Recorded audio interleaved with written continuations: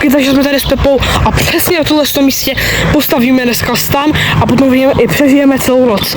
Takže stan se tady objeví za 3, 2, 1. Vidíte? I tady. Jdeme se podívat, jestli je někdo vevnitř.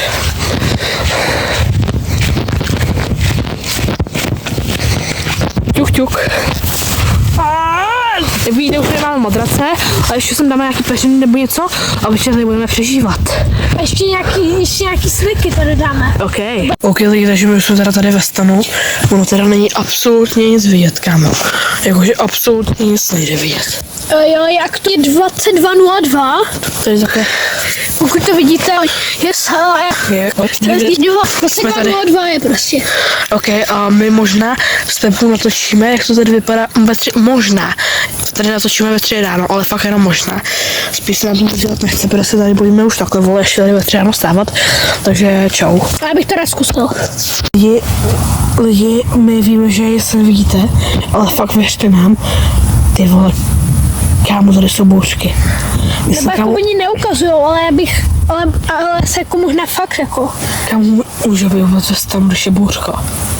Máme nějakých 7:50 a ty vole, kámo, na nás už tady útočím na venci, takže já asi jdu pryč, nebo já nevím, já už tady nechci být.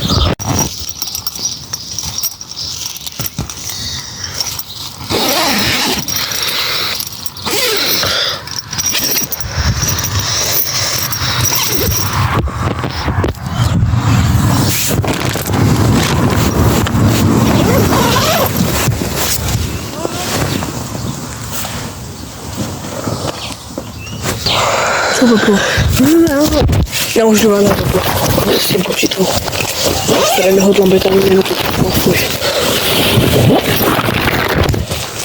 Pičo, věci.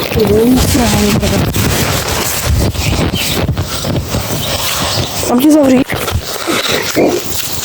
Tak čau, Pepo. Jinak jak můžete vidět, náš stan byl docela dost z kopce. Ale už jsme přežili noc, Pepo, takže dobrý.